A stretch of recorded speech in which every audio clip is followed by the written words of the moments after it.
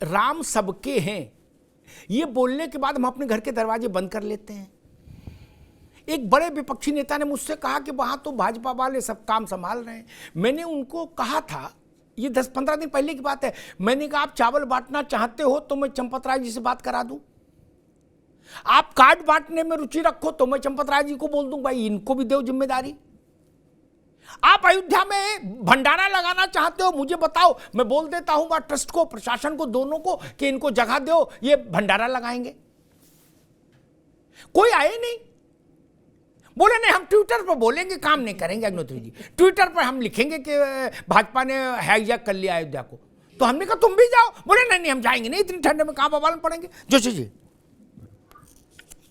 अमिताभ जी, आज आपने आपके चैनल, आवाज आ रही है मेरी आपको? जी जी आ रही है जी जी। मेरे ख्याल से पहले वाला जो मैंने बात कही थी वो आपके चैनल में आ गई, क्योंकि बीच में नेटवर्क चला गया था, मुझे पता नहीं मेरी बात जी जी जी जी। मैं आपने आज की एक डेडलाइन अपने चैनल के माध्यम से आपने देने का काम करा, और आपने कहा कि आज ही आ जाते दर्शन को, जबकि हमारे नेता ने कहने का काम करा कि निश्चित तौर पर हम सपरिवार आएंगे। और मेरे ख्याल से आज वो ऐसी कोई डेडलाइन नहीं है, वरना अगर डेडलाइन होती तो निश्चित तौर पे आज विश्व की सबसे बड़ी पार्टी का दावा करने वाले राष्ट्रीय अध्यक्ष जी और उनके गृह मंत्री भी वहां आते। मेरे ख्याल से आप भी और हम भी और अधिकतर जितने पैनलिस्ट बैठे हो, आज नहीं था ना, निमंत्रण आपको था ना, आपके घर पे राम जन्मभूमि न्यास ने निमंत्रण भेजा था ना। यदि आपको रामलला विराजमान के मंदिर प्राण प्रतिष्ठा का निमंत्रण मिला तो आपने उसको अस्वीकार क्यों किया? पूछ रहा हूं। रोजा इफ्तारी को तो स्वीकार नहीं करते कि भैया मैं रोजा नहीं रखता, मैं इफ्तारी नहीं। एक मिनट मैं सबके बराबर रुके, अबे ना एक मिनट रुके, एक मिनट अभी केवल जोशी जी की आवाज, अभी जोशी जी की आवाज, जोशी जी जी जी अमिताभ जी तो हो गए आपसे बहस करते हुए, सुनता भी हूं और जी यहाँ अपनी बात कहिए जी जी जी जी जी। मैं आप पहला विषय तो आज ही डेडलाइन खत्म नहीं हो रही, कल के बाद देश का एक एक व्यक्ति नहीं, किसी ने कहा आज की डेडलाइन, किसी ने नहीं कहा, ये किसने? मैंने तो कहा ना एक मिनट सुन लो, हम क्लियर कर दे, हाथ की हाथ निपटाते चले, लोड नहीं रखो, हाथ क्या निपटाते चले। मैंने कहा जब मुलायम सिंह पहली बार मुख्यमंत्री बने थे, विधायक रहे छोड़ो, मंत्री रहे 67 में छोड़ो सरकार तक, जब पहली बार मुख्यमंत्री बने तो चले जाते वहां बतासा चढ़ा देते, नहीं गए। आज की बात थोड़ी नहीं कर रहा हूं मैं, नेहरू जी के समय से बात कर रहा हूं, नेहरू जी से लेके और राहुल जी तक। आज की बात कौन कर रहा? मैं नहीं कर रहा महाराज ना, मैं ही नहीं गया आज। मैं भी सुविधा से जाऊंगा। कहा था कि ना ये गलत प्रचार जी। चलिए छोड़िए, इस विषय में नहीं जाना चाहता जी। अब मैं बात करना चाहता हूँ भारतीय जनता पार्टी के जो नेता के रूप में यहाँ पर बैठे हुए हैं जी, उनको बताना चाहता हूँ, हम लोगों का जो आज भी, आप जब अयोध्या जाने का शौक हो कि आप भी नहीं गए आज, और साध्वी जी तो मेरे साथ एक कार्यक्रम में थी, अभी साथ में ही हम लोग थे, तो और आपने भी बता दिया आप भी नहीं गए, मैं भी नहीं गया, मैं भी स्टूडियो में हूँ। तो मैं आपको बताना चाहता हूँ, जब हम जाएंगे तो हम केवल हमारे नेता जो जाएंगे वहां पर, वो राम भक्त की हैसियत से जाएंगे, ना विपक्ष के नेता की हैसियत से जाएंगे, ना पूर्व मुख्यमंत्री की हैसियत से जाएंगे, ना पूर्व सांसद की हैसियत से जाएंगे, ना वर्तमान विधायक की हैसियत से जाएंगे, सब परिवार जाएंगे, ये हमारे नेता ने कहा है। और मेरे को लगता है जो राम का जो दर्शन है वो आज हमने इतिहास में, हम आज आए नहीं थे अमिताभ जी, हम इस भाव से, हम भी भक्त है कि आपने अपने भगवान है, 133 करोड़ देवता हमारे पास है, तो किसी का कोई भक्त होता है, कोई किसी का भक्त होता है। तो निश्चित तौर पे हमारा आज का जो विजन था वो केवल ये था कि जो राम का जो लेसन है, जो राम का सामाजिक न्याय है, या राम ने जो हमें सीखें दी है, उन सीखों पर हम लोग अमल करें, यही भारत निर्माण, यही जोशी जी एक मिनट, जोशी जी एक मिनट रुक जाए, एक मिनट। ये बात बार बार कहने से भी बदल नहीं जाएगी। मैं पूछ रहा हूं, जो सामाजिक न्याय कृष्ण जी ने स्थापित किया, जो समाजवाद कृष्ण जी लाए और जो समाजवाद महादेव लाए, उसके लिए आप कब संघर्ष में उतरेंगे? क्योंकि आपने तो कहा कि हम लोग सामाजिक न्याय के लिए संघर्ष करते हैं, तो फिर सवाल खड़ा हो जाएगा ना, नहीं? अमिताभ जी इसका जवाब मैंने पहले भी दिया है, अब भी दिया है। निश्चित तौर पे आज कोई भी, आप भी एक चैनल है, उसकी गाइडलाइन है, देश का जो संविधान है वो हम लोगों को गाइडलाइन देने का काम करता है। अगर आप देश की इस कानून व्यवस्था पर अंबेडकर साहब के संविधान पे विश्वास नहीं कर सकते, तो मेरे को लगता है जी, राष्ट्र निर्माण ठीक नहीं होगा। ठीक है, और ठीक है, रुकना होगा। असल में इस देश की सबसे बढ़िया दुर्भाग्य ये है मान्या जी कि हम लोगों ने जितना दुरुपयोग संविधान, मतलब जितना छल छद्म संविधान की आड़ में किया, उतना किसी की आड़ में नहीं किया। क्या संविधान को जाने क्या बना के रख दिया।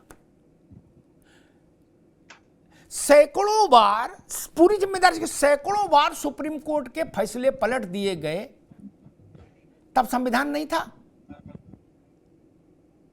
ना, लेकिन पलट दिए। मेरी मर्जी, मैं चाहे ये करूं, मैं चाहे वो करूं, मेरी मर्जी, वो नहीं गाना था बाबा सहगल का। तब संविधान याद नहीं आया। हमने सवाल पूछा तो बोले संविधान की गाइडलाइन से बंधे।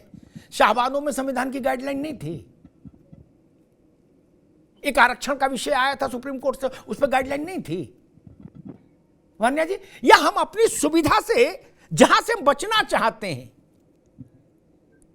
मैं हैरान हूं, इस देश की 80% आबादी, 85% आबादी का जो सबसे बड़ा आराध्य है, उसके विषय में हम आड़ लेके बचना चाहते, और शाहबानों के मसले पर फैसला आ जाता है तो हम सड़क पर लठ लेके उतर पड़ते हैं, कहते हैं ईंट से ईंट बजा देंगे अगर फैसला नहीं बदला।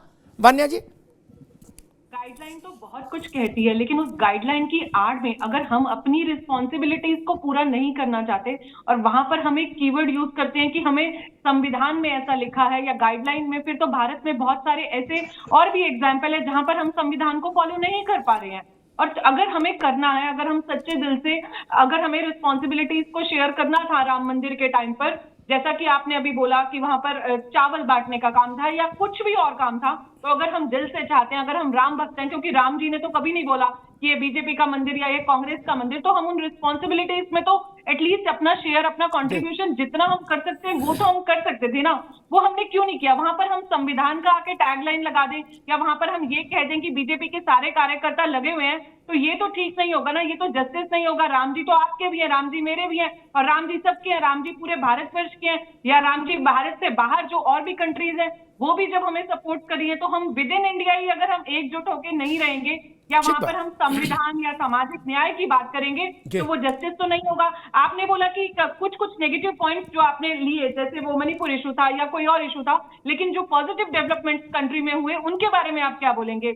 आप विमेन एम्पावरमेंट की बात करते हैं, आप ग्लोबलाइजेशन की बात करते हैं, ऑटोमेशन की बात करते हैं, डिजिटलाइजेशन की बात करते हैं। आज कंट्री इतनी प्रोग्रेस करिए, कितने सारे प्रोडक्ट्स जो हम बाहर से एक्सपोर्ट या इंपोर्ट करते थे वो आज हमारी कंट्री में डेवलप हो रहे हैं। आज सेमीकंडक्टर प्लांट्स लग रहे हैं, अभी G20 का ऑर्गेनाइजेशन हुआ, जो इतने सारे पॉजिटिव, जो हमारी इकोनॉमी फास्टेस्ट वर्ल्ड की ग्रोइंग इकोनॉमी हो गई, जो हमारे बच्चे आज भारत से बाहर पढ़ रहे हैं, जो रिस्पेक्ट एज इंडियंस आज उन्हें मिल रही है, वो रिस्पेक्ट पहले तो हमें नहीं मिलती थी। आज जो हमारी स्ट्रगल्स हैं, जब वो स्ट्रगल ओवर हो रही है, तो इस पर पॉजिटिव डेवलपमेंट्स पर आप क्या कहेंगे। वहां पर भी तो हमें संविधान को फिर क्रेडिट देना चाहिए या वहां पर भी हमें पर तो कहीं नहीं है मान्या जी, पॉजिटिव आ रहे हैं जो चीज आएंगे। यतीमा, एक मेरे दिमाग में सवाल खड़ा होता है बार बार कि भाई चलो अयोध्या, काशी, मथुरा ऐसी बात उठाओ तो कोई संविधान के पीछे छुपने की कोशिश करता है, कोई अदालत के पीछे छुपने की, कोई कुछ ब्ला ब्ला। मैं एक ऐसा मसला सामने रख दे रहा हूं जो अकाट्य है, जिसमें भागने का, बचने का, छुपने की गुंजाइश खत्म हो जाएगी। अभी तत्काल रख दूं यतीमा, रख दूं, फिर भागने की, दुनिया में कितना भी प्रबुद्ध आदमी हो भाग नहीं सकता फिर उस तर्क से। रख ही देता हूं, आज का दिन शुभ है, संतों ने बड़ा मुहूर्त देख के आज का दिन तय किया। जोशी जी, आपके संज्ञान के लिए, पहले 2017 से पहले अयोध्या 55वें स्थान पे था या 57वें स्थान पे था उत्तर प्रदेश में, यतीमा, तरक्की के पैमाने पर, छोड़ो मंदिर, ठीक। 75 जिले, उसमें 57वें नंबर पे ये था, ठीक। उत्तर प्रदेश की टोटल जीडीपी से भी बहुत नीचे, ठीक, नहीं, टोटल प्रति व्यक्ति पर कैपिटा इनकम से भी बहुत नीचे। अब आ गया है 45वें पे, कुछ अच्छा हुआ। हम मानते हैं कि मंदिर के साल भर पूरे होने के बाद वो उत्तर प्रदेश में 25 के ऊपर होगा अयोध्या, जिस ढंग से वहां डेवलपमेंट दिख रहा है। संविधान, कानून, कोर्ट, लोकतंत्र, सेकुलरिज्म, ये जितनी चीजें, इनमें से कोई क्या अयोध्या में विकास करने को रोक रहा था? किसी पर के हाथ बांधे थे गोविंद बल्लभ पंत से लेके अखिलेश यादव, मायावती तक, कि वहां सड़क ना बनाना, नहीं तो कानून टूट जाएगा, संविधान टूट जाएगा। किसी ने कहा था वहां बच्चों को रोजगार ना मिले, नहीं तो संविधान खतरे में आ जाएगा। किसी ने कहा था वहां सड़कें अच्छी ना हो, बिजली खंबे ना लगे। यतिमा, क्या संविधान ने रोक लगाई थी? अमिताभ जी, जो लोग सत्ता में आते ही ये कहते हो कि मैं मुसलमानों के वोट से मुख्यमंत्री बनकर आया हूं और मैं उनका मुख्यमंत्री हूं, उनसे ये उम्मीद भी कैसे की जा सकती है कि वो वहां विकास कराते? अयोध्या को छूना, मैंने बताया ना कि अयोध्या को अस्पृश्य कर दिया गया। 500 साल का संघर्ष तो एक अलग रहा, लेकिन 1947 के बाद जो घृणा अयोध्या के लिए राजनेताओं ने दिखाई, जो मुख्यमंत्रियों ने दिखाई, और जो प्रधानमंत्री मौजूदा, मतलब इस समय छोड़ दीजिए 2014 के बाद का परिदृश्य, लेकिन उससे पहले के प्रधानमंत्रियों ने जिस तरीके की घृणा अयोध्या के लिए दिखाई, मुझे नहीं लगता कि इतिहास में किसी भी धर्म, किसी भी मत, किसी भी संप्रदाय ने अपने इष्ट के लिए इतनी घृणा दिखाई होगी। क्योंकि चिंता ये थी कि वो जो वोट बैंक है जो इन्हें सत्ता तक पहुंचाता था, हिंदुओं का वोट बैंक नकार दिया गया। हिंदुओं ने जो वोट किया, इनको उस प्रतिशत को हटा के इन्होंने सारा कंसंट्रेशन उस पर करा कि बाबर की जो लीगेसी को फॉलो कर रहे हैं कहीं वो ना खिसक जाएं, जो औरंगजेब की लीगेसी को फॉलो कर रहे हैं कहीं वो ना खिसक जाएं। अब राम जी ने कहा कि आप ही को नमस्ते करते, आप ही को प्रणाम है, बहुत घृणा हमारे प्रति दिखा ली, अब आप अपना आराम विश्राम कीजिए। तो ये जो बहानेबाजी है ना संविधान की, कानून की, लॉ एंड ऑर्डर की, ये एक नरसंहार था। अयोध्या में जो हुआ वो निहत्थे कार सेवकों का नरसंहार किया गया था, और उसका पाप ये लोग भोग रहे हैं क्योंकि किसी ने बाध्य नहीं करा था। वहां की जनता, वहां के जो लोग थे, वहां हिंदू भी थे, वहां मुस्लिम भी थे। अयोध्या में ऐसा नहीं सिर्फ हिंदू वास करता है, वहां हर कम्युनिटी का, हर धर्म का, हर संप्रदाय का व्यक्ति वहां रहता है। आपने उस हर व्यक्ति को विकास से वंचित रखा, तो क्या आज अयोध्या आपसे ये सवाल भी ना पूछे कि आपने जो इतना बड़ा अपराध किया, आखिर वो किया क्यों? बिल्कुल ठीक बात कही।